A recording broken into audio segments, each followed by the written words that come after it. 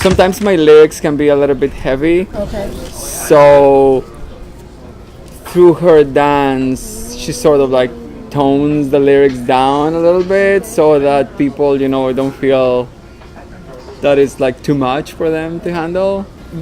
Beyond being just a musician, I consider myself a performer. So I always, like, I don't know, spice it up by adding a little bit of drama. I try to make my audience feel like I really mean what I am saying, right?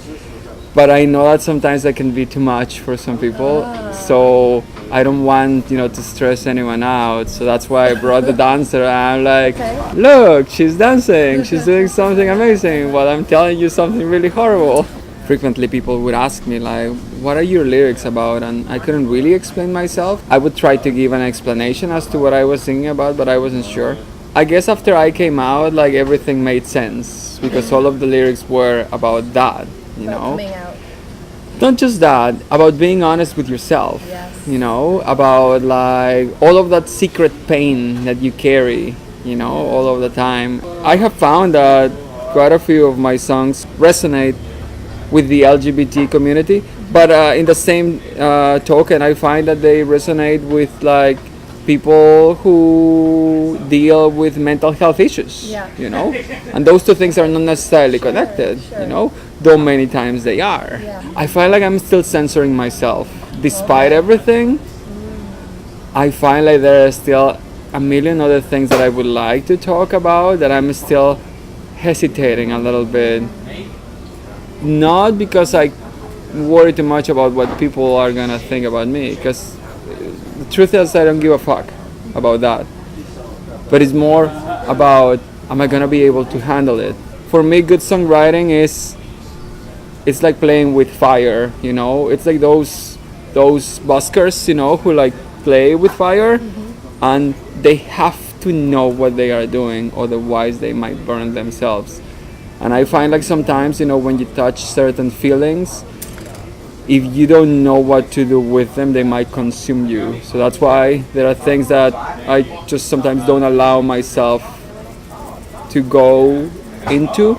I like to think about things for a very long time, and once the thought has been like processed and given shape, then I write it down. Is it become almost like an internal dialogue, I guess? Oh God, girl, I'm always talking to myself inside my head, which is both a good and sometimes a bad thing, because then like I forget to talk to other people unless they talk to me.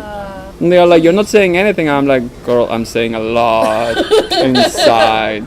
I find like when I smoke, sometimes that dialogue becomes a little bit more objective. Sometimes I can be too protective of myself, and though that is good, many times it translates into me not being honest about my own bullshit, because we all have bullshit. And sometimes it's like, oh no, I'm not a bad person. I can be bad. I can do bad things. I know that. Just like I know that I can do beautiful things. I know that when I smoke, sometimes like I get a little bit removed from myself, and then I can have that conversation with myself, like, hey, you're fucking up. Like, can we talk about this? So do you want to talk about your past, who you were? About my past? Yeah. Oh my God. Feel comfortable with? What was it like growing up? What was it like growing up? My childhood was full of magic. Since a very young age, I was always the center of attention. The kids were always, following me. They were always around me. They would dance around me, and I would dance with them. I didn't know I was in the center. And for many years, I felt very lonely, even though I was always in the middle. I could tell that they would look up to me, but I didn't really know how to answer their questions. So that's when I started talking to myself. We moved many times, so my writing would keep me company. I think that a lot of people resented me for that, because I went from being always in the center to always being in the outside. It seemed more manageable. it's something that has continued throughout my life. I have met different groups of people throughout my life, and I feel like at a certain moment I have already absorbed everything I was meant to absorb at that moment, and then I move on very easily. It's something that offends some people. I don't do it on purpose. I simply see it as a regular stage that has ended and a new one needs to begin. I'm always happy when I see people from my past, but I try not to miss them much. I know it sounds awful, but what I mean is that sometimes it's very difficult for me not to get attached to people. And for that reason, I prevent it before it happens, for my own sake. Because that way I can say goodbye more easily. Otherwise it's too painful. I cannot handle it. And I've had to say goodbye to a lot of people from my past, my family included. And that was difficult because it made me feel like perhaps there wasn't gonna be anyone left there to help me out if my family was gone. And then I realized that for the last 20 years they have not been there. It's been me. I've been gone. I was always the crazy child who wanted to see the world, and they could not understand why I would move to this country by myself without speaking the language, without knowing anything. And I was curious. I wanted to see what was out there because I knew there was more. Where were you growing up? I grew up in Mexico. Here's where a full circle comes together. Because now, after all of these years here, I've been here for 15 years now, I've begun to learn more about where I come from. I've become more connected with my roots. And I realize now that I was sold a lie that I was gonna have a brighter future out there. And I know some people are gonna say like, oh, you're so ungrateful, like how much have we given you? How much have you taken away from me? My culture, my roots, my language. Sometimes I don't remember how to speak my own language. And that pisses me off. And those are the kind of things I don't talk about, but I want to. And I want to write those songs because something was stolen from me and I'm taking it back. Yeah, I question myself. That's just my personality. I've always been like that since a very young age. It's always gotten me in trouble because I always question everything, including my own sanity. And from a very young age, I would always get in trouble at school, with my family, on the street, because I always had a question, and it was always a very uncomfortable question. To me, it didn't seem uncomfortable. I just wanted a rational explanation, because I knew that the feeling part, I already had dealt with it. I knew what things felt like. There were many other intellectual questions that just did not explain the world as it was. And my family were very religious, so I grew up in that environment. It's taken me some years to overcome, certain things, guilt. I do not need scientific proof to know there is a God. I know there is a God. I don't need scientific proof for that. But I need proof as to why a man can speak on God's name that I don't believe. And that was always my disagreement with my family. That to them it was the representative of that power who was more important. whatever that man said, we had to obey. I was not going to take orders from another man. I'm hopeful that one day I will get the chance to speak to my family again. When I left, I didn't even tell them I had left. I told them 3 months later that I was thinking of. Oh my god. And I was already in Vancouver. And, and my mother cried. My dad was very upset because I had just graduated like 2 years before, and then I was gonna go, and they tried to like guilt trip me, and I almost fell for it. I was 21 at the time, 23 I think, and I just like sold everything and left. I didn't even say goodbye. I want to only have what I really need, which is my guitar, the stuff that I need for my guitar, and maybe a couple of changes, clothing changes, and I would be very happy with that.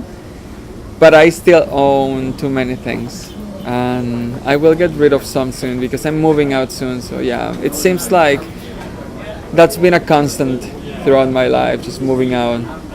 Are you moving somewhere else in Toronto? I'm moving somewhere else in Toronto, yeah. That's good. So you're staying in the city. Well, yeah, I'm planning on, but I mean, that depends on, if I find something affordable, because rent is ridiculous. Yeah, it is. Rent is just ridiculous. What has happened to us? We cannot live downtown anymore. Quite a few of my friends are moving north. You spoke of your guitar. Yes. Did you want to play a little bit? Yes, I would like to play a little bit for you. Do you want Reese's Pieces? I would love that, girl, because, this thing makes me hungry. Yeah. Yeah. This is honestly, perhaps one of the best interviews I've ever had. Oh my god. Because it's very chill. Right. Well, I feel very uncomfortable when they ask you, the same questions. Yeah. I like when they make me think. Yeah. And usually it's just boring stuff that I'm just oh god. Because if one day, I become better known, then you can always show people this, Yes, and you yes. are like, Yeah. that person, we interviewed her back in 2016. No, you didn't, and we were so high. I played for Pride a couple of weeks ago, I think it was. That was one of the biggest things I've done. There were so many people this year at the Trans March. Oh my god, the Trans March usually is 4,000 people tops. But this year it was 10,000. Wow, that's 10,000 great. people. Do you think the city's ideal for you? Well, it's honestly the best option at this point. Yeah. But we still have a long way to go. When you live as openly as I do, you have to tune out sometimes when you are in public. Because sometimes people, say things that they might not consider to be offensive, but they are, You just don't approach a stranger and ask them about their genitals, for example. It's just a thing that you don't do. I am the person I am, and I know I might not be everybody's ideal, but I think I am close to my ideal, so that's what matters to me. I try not to pay attention. It's easier for me to manage. Before I used to argue a lot with people. Holy shit, all the time. I was that crazy woman on the street, just arguing with a motherfucker on the other side of the street because he was an asshole. Yeah. And now I'm just you're not worth my time. Yeah. Because then I'm the one who looks ridiculous, I know. Listen, I can be loud. Oh yeah? When I'm pissed, oh my god, I sing very loud. Are you sure it's okay for me to sing here? I think it's fine. Yeah. I sing very loud. I'm gonna try not to, but I just cannot not sing loud. Yeah. That's a beautiful guitar. Thank you. I call her La Poderosa. Oh my gosh, that's amazing. You know what that means? Claro que sí. You speak Spanish? Sí. Oh, Yo girl. soy del Ecuador. Mommy.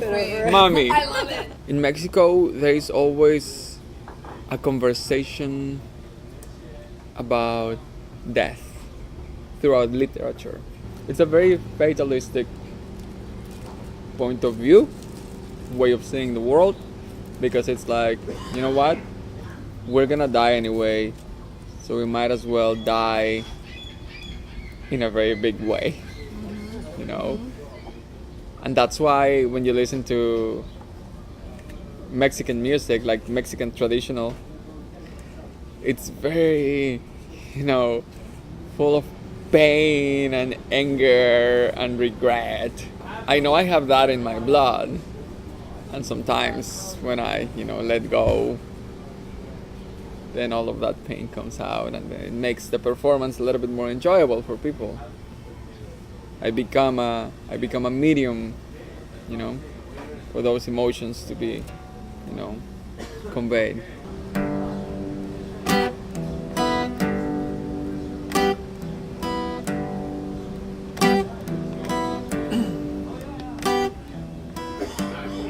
I almost killed myself on Sunday. I can't see the point of living anymore. I went to see my friends on Sunday. They go at a place I always feel at home. They said, "Hello, my friend. You look sad, let me cheer you up. We will sing, we will dance, we will talk of the past." Oh.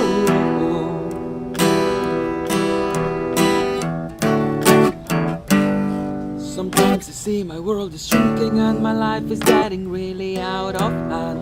But then I hear you say you love me and I feel much better when you hold my hand. I want to show you who I am, 'cause if you know me, you might do the things you do. I laugh, I cry, I dream, I hope to find a home in other ways just like you.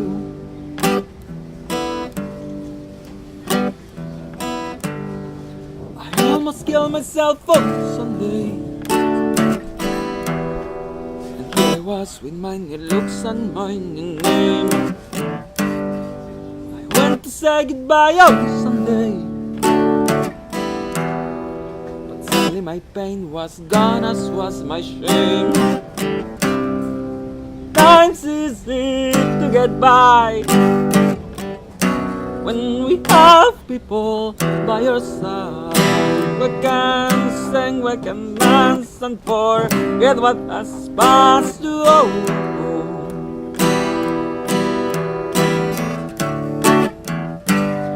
Sometimes I see my world is shrinking and my life is getting really out of hand. But then I hear you say you love me and I feel much better when you hold my hand. I want to show you who I am, 'cause if you know me, you might do the things you do. I laugh, I cry, I dream, I hope to find a home in other ways just like you. Sometimes I see my world is shrinking and my life is getting really out of hand. But then I hear you say you love me and I feel much better when you hold my hand. I want to show you who I am, 'cause if you know me, you might know the things you do. I laugh, I cry, I dream, I hope to find a home in other ways just like you. I almost killed myself on Sunday. Then I heard a voice screaming in my mind. It feels good, it feels good, it feels good, it feels good to be alive. It feels good, it feels good, it feels good, it feels good to be alive. It feels good, it feels good, it feels good, it feels good to be alive. It feels good, it feels good, it feels good, it feels good to be alive. It feels good, it feels good, it feels good, it feels good to be alive. It feels good, it feels good, it feels good, it feels good to be alive.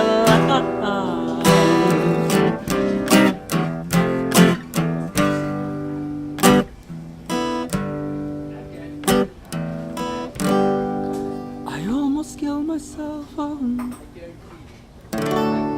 Sunday.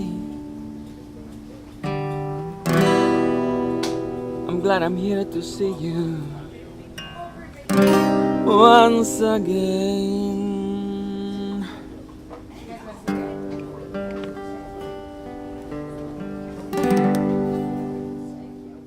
I usually need to take a few seconds. I'm not sure if the song is hopeful or hopeless.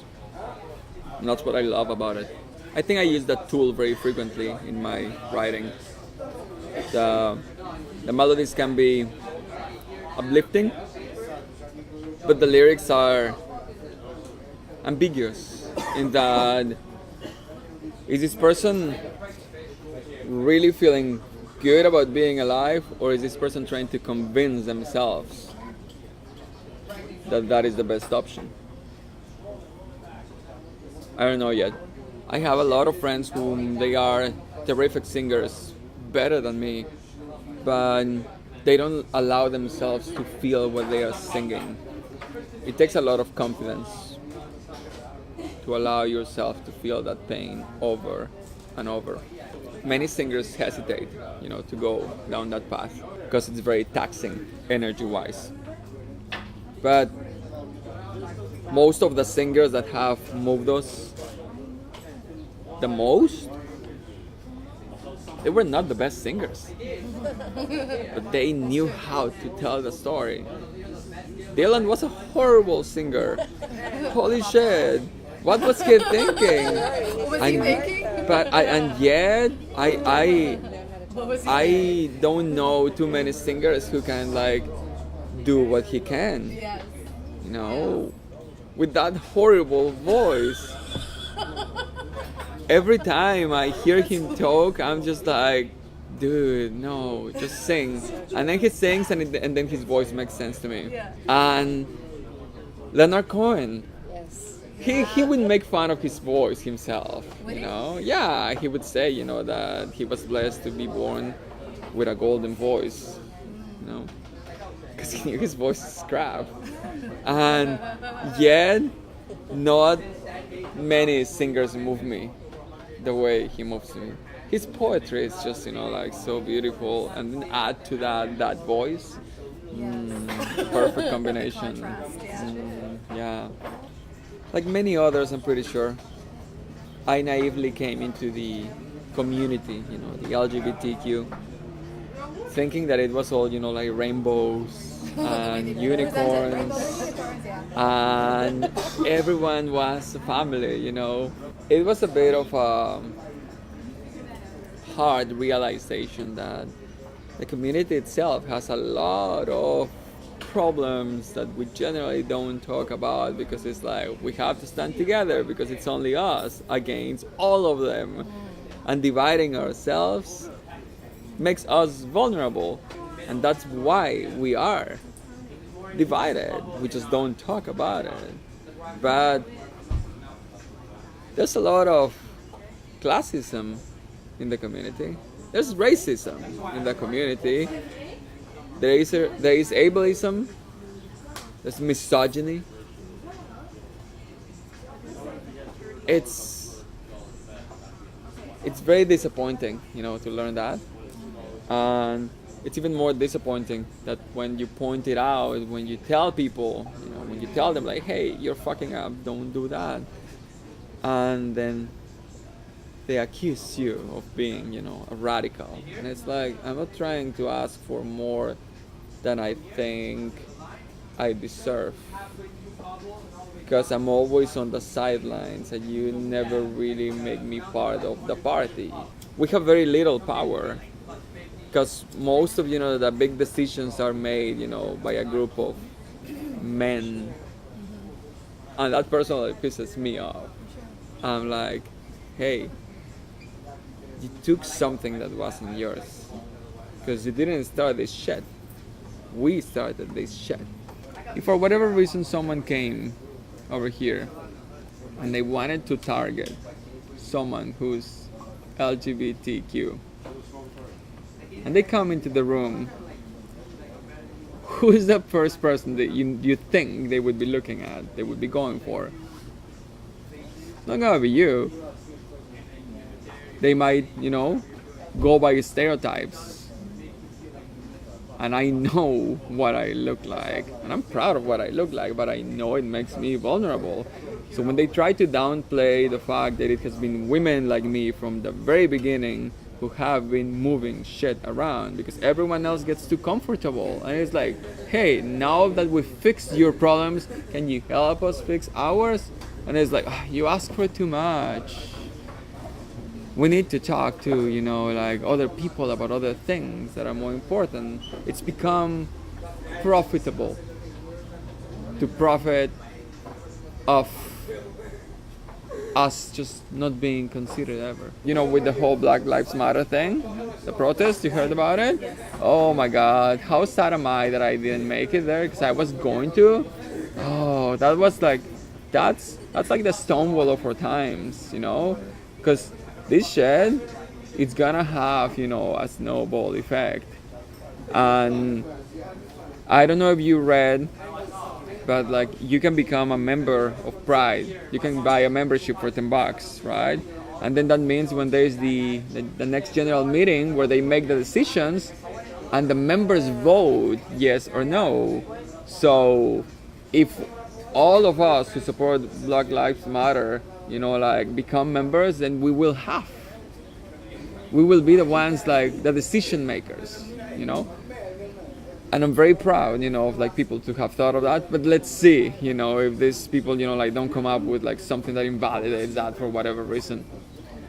But the truth is that the conversation has been started, so that makes me very proud to be living in this time, in this time in the history of my community. It's always important to consider all of the different intersections, right? Because despite the oppression that I might experience, I know I also have privilege. And that is something that sometimes some people forget. They don't want to acknowledge to their privilege. And sometimes, indirectly, they end up becoming also the oppressor. I've mended my ways. I've, had my share of fuck-ups. And I know that living the way I do now has given me so much perspective. So much needed perspective. And how long have you been living like this? A year and a half, Oh, something like that. really? Okay. Yeah, something like that. Yeah.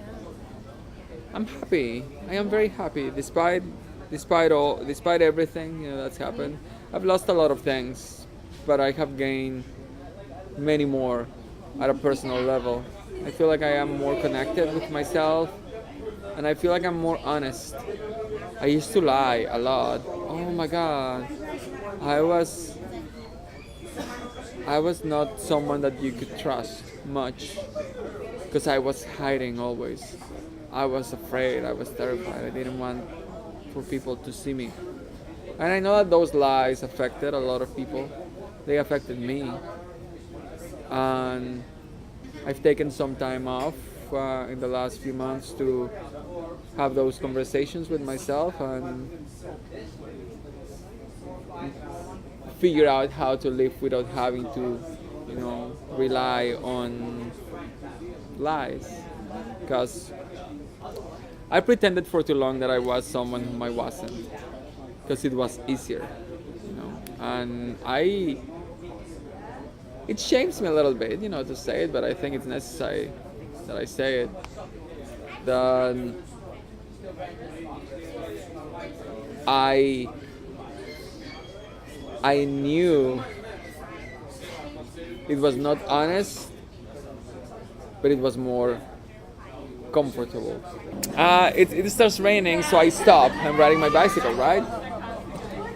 And I'm taking cover. And out of nowhere, this guy comes over, and he's like, "Hey," and I'm like, "Oh, okay." And listen, I'm a very chatty person, so he starts talking to me, and he like just starts making conversation, right? And we're having like a good time. Then at some point, he's like, "Hey, can you give me a hand job?" You're laughing about it. You're like, you could not believe it. Because I've been single for a while, and I'm like, you know what? I don't really like men, but you just ask so nicely. And then I'm like, you know what? I don't think I can do that. And he's like, oh, okay. Can I give you my number? Do you understand how ridiculous that is? Like right after, he's like, oh well, can I give you my number? Oh, yes, please. So the next time I feel like giving someone a hand job, I got your number. So it's like, oh, thank you. Thank you. I'm like, yes, I'll take your number. And I still have his number in my jacket. And I'm like, why am I even keeping this? I keep it just to remind myself that I need to be comical about some of the bullshit that I have to go through sometimes, just so it's more manageable. Because it's very difficult to change people's minds, but I know I can change my own. I can tell when someone is being mechanical and it's not attractive. Maybe it's the reason I'm single too. Yeah. How long have you been single? Over a year now. Having relationship with queers comes with a set of other, you know. Etiquette. Exactly. Yeah. Expectations. Okay. And I have learned a lot. A lot of very basic things. I am a little bit embarrassed, to admit that I didn't know those things, but I'm thankful to my queers, And who do you date? Do you date men, women, transgender? Oh, supposedly. I don't date men. Okay. I'm very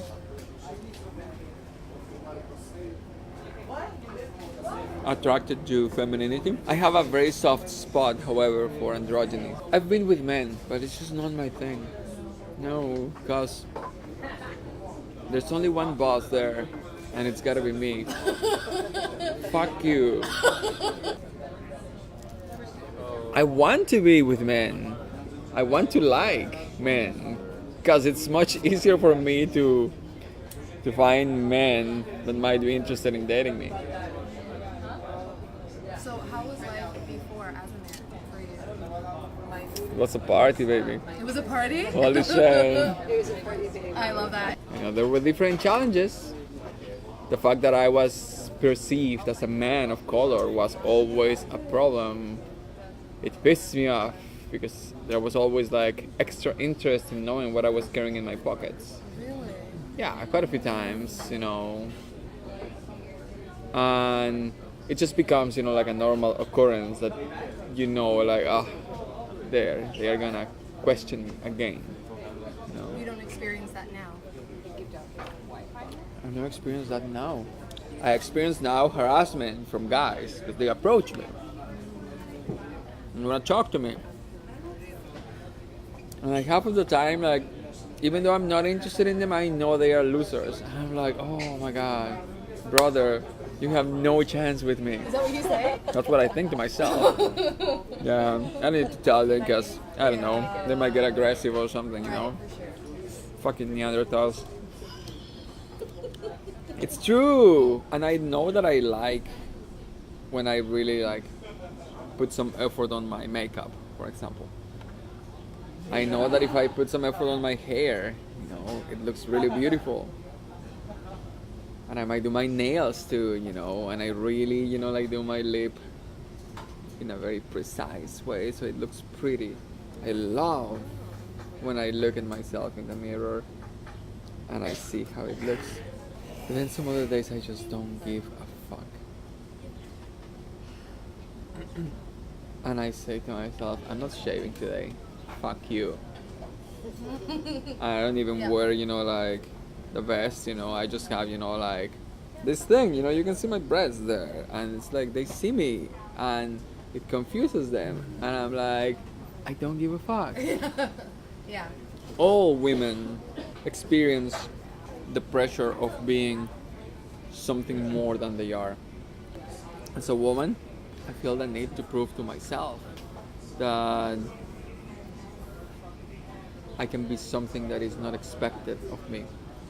So for me, doing music now is not just something that gives me pleasure. I feel it's a way of changing some people's minds, because they don't expect to see someone like me, and when they see me they cringe a little bit, but after they hear it then they understand something about people like me.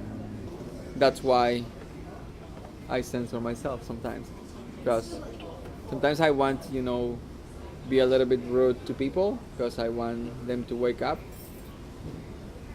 But for the most part, I just, serenade them. I'm happy. Yeah, I'm happy.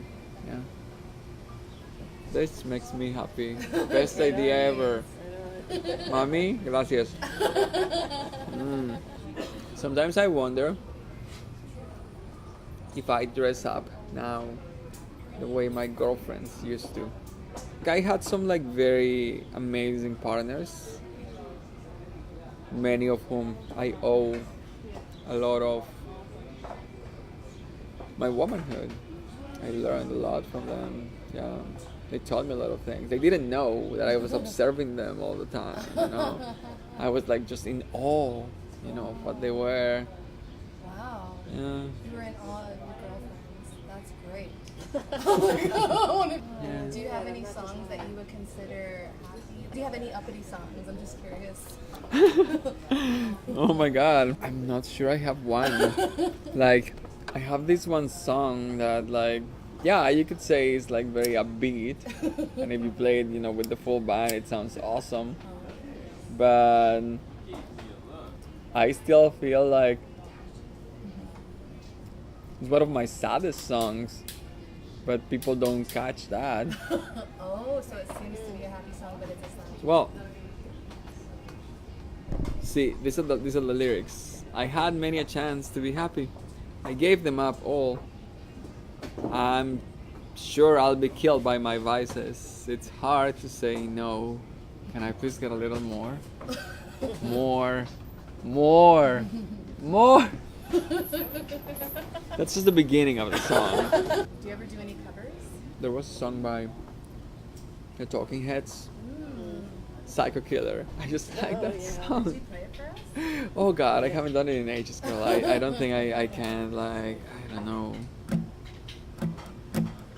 Something like that. I don't know,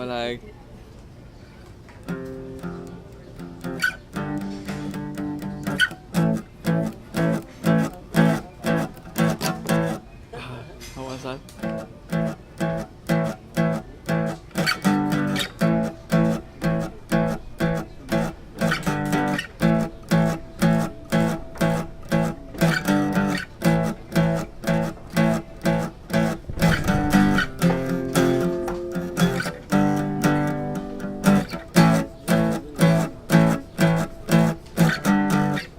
I don't remember the lyrics though. I was very disconnected from my own community for a long time. All of my communities, I was just in hiding. I came into the queer community, and then I came into the trans women community. That connected me back to my Latinidad, because I ended up becoming friends with mujer, with all the people who go there, all the women there, and they have a book club every last Saturday of the month or something. But the book club is really a booze club.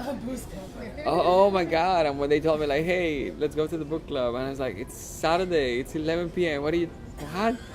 And then it's just the most amazing party, because I was with my people, with my women. I was like, oh, this is so beautiful. Thank you. So I'm very happy to have recaptured that, because it was gone for too long, and I missed it. It's who I am. Yeah, I'm proud of who I am, where I come from. Yeah. I noticed you have some tattoos. I do. This one is Lilith. Oh, Lilith. You know a story? A little bit. You want to tell? No. You can tell. Okay. I don't know it that well. Adam and Eve, right? But before Eve, there was another woman. that woman was created equal with Adam. And Adam did not like that at all because she was stubborn and she was like, fuck you, Adam, I'll fuck you up. And she was so badass that she was like, paradise is shit. I'm going to hang out with the demons. That's where the fun is at. She's fucking badass. She was like, paradise, fuck you, I can do better. That is my woman here. Yes. You know, I've always been a very spiritual person. From a very young age, my family would take me to church. And I had respect for that divinity. On the contrary, it was out of that respect to that divinity that I eventually decided to move away. Because I thought that some people were abusing their power, and that offended me. How could you do that in the name of something you do not truly comprehend? You do not respect. It's probably the reason why my relationship with my family is somewhat strained. I know that they are willing to talk to me, provided I pretend I'm someone whom I'm not. And I'm just tired of playing that role. It's a role that doesn't belong to me. I will, practice my mindfulness and patiently sit and wait until they decide to call me my name. People get so attached to those kind of things, as if you had been born with a name tag. From a very young age, all of these expectations are put on you, and it takes you a while to figure out, like, hey, wait a minute. I think that's one of the reasons why sometimes there's a divide among. I'm gonna focus on trans women, because those are the ones I think I know the most about, since I am one. Some of them get too caught up on the appearance, and I know that for me appearance is important. It validates me. It makes me feel real. I have a huge appreciation for people whose beauty comes out of their uniqueness. Yeah, and that really expands what beautiful is. Yeah, because sometimes, like, at least before, like, some of my male friends, they were jerks, they would say things like, you're dating that girl? I'm like, what do you mean? Like, hey, you're talking about my girlfriend. And they are like, you can do better. I'm like, what? Fuck you. Yeah, like, guys are that kind of people, And are they talking sometimes. based on appearance usually? Is that Yeah. what it's about? Exactly. It's awful, I had to live, with like those kind of, like conversations, and I was like, Do you think all men are like that though? no, listen. Oh my God, you got me there, girl. That's a great one. Where's that lighter? Oh yes. It is difficult for me to say honestly that is the case from experience. I know that I can say it from what I have observed, Yeah. and I know that not all of my interactions have been the most pleasant. I know how I live, but I also know that I always was aware that was not me. It was almost as if, you go to a concert, and one of your friends tells you like, hey, like, I got this VIP pass, but it's for my friend Johnny, but we can like change the name and then you can use it, and you are like, oh, okay, or like you can pretend that you're Johnny, and like, oh yeah, like, let's do that, right? And then like you sort of like get in, and then they are like, who are you? And they are like, oh, like, I'm Johnny. I'm Johnny, And then they are like, okay, welcome to the club, Jenny, because you are, like one of us. And oh God, it was so annoying. It was so fucking annoying. It was just not my world, and I lived for too long in it, just cause it was less embarrassing. Yeah. But I wouldn't do that to myself again. I mean, I miss things that are probably not as important, but like it was easier to find dates before, Okay. you know, Okay. Yeah. because I knew how to put on that persona, What was your dating persona? No, fuck you, fuck you. I'm gonna do I can that. only imagine. That's embarrassing. I cannot do Oh, come on. that. I play Barry White. I pull all the Barry White, Al Green. I want to show you a picture. This is a picture of me a few years ago. I'm gonna say maybe maybe 2010. Yeah, I'm pretty sure I have it here somewhere, but it's just gonna take a while.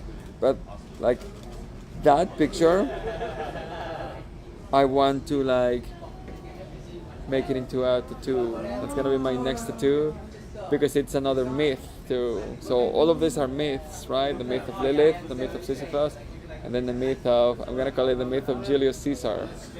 Okay. I am like really looking forward to having that tattoo because that's gonna complete my sleeve. Will you do something on the other arm? No, I just want to do the left one for some reason. I'm not sure why. I would like to maybe do some on my leg. I'm not opposed to that. I think that would be awesome. Like as well?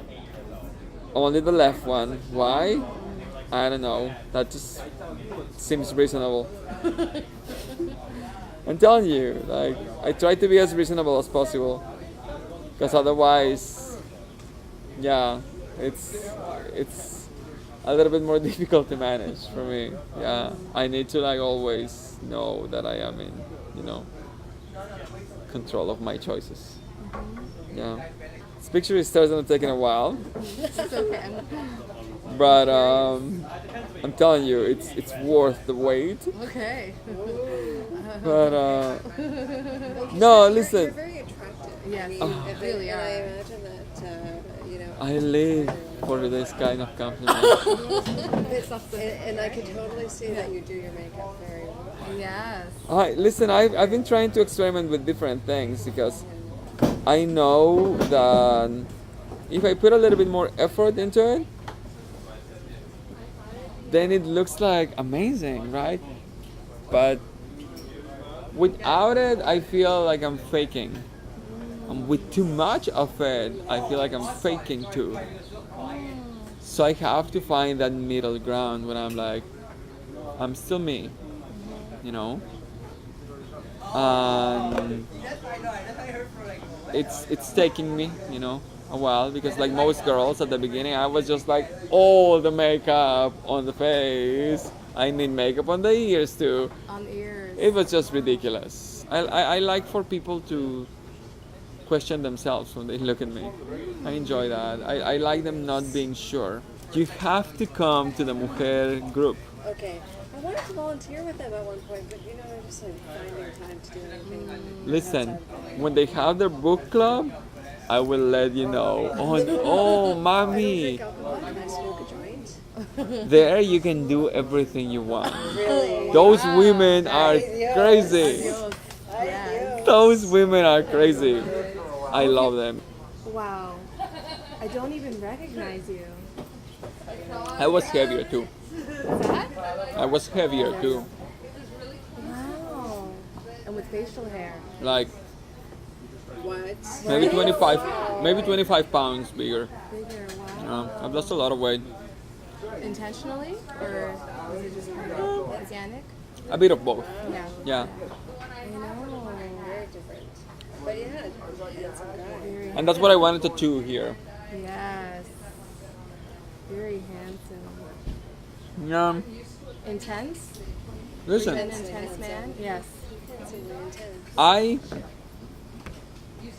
I like that kind of beauty in myself. I appreciate it because it's a whole other dimension as to who I am. But that does not mean I am a guy, and that is something I was always aware of. And I thought that I could live with that persona. I'm trying to be more careful, with what I share with people, just for my own safety. But for the most part, I'm very open about my experiences. I think that's how people used to learn in the past, Orally, they would pass on these stories that were meant to, like show them how to, live. Oh my god, yes, I'm hungry, girl. Yes. There's so much food around here. I know. I am going for food after. I don't know Yes, about for you, sure, for sure. but if you want, we can all go for food because there's What are you craving? everything. Everything? I want to just like Would you guys want to do, what's it called? What's it called? Arepas? Arepas? I love Arepas? arepas. Have you had Where? arepas here? I love arepas. Yeah, up the street.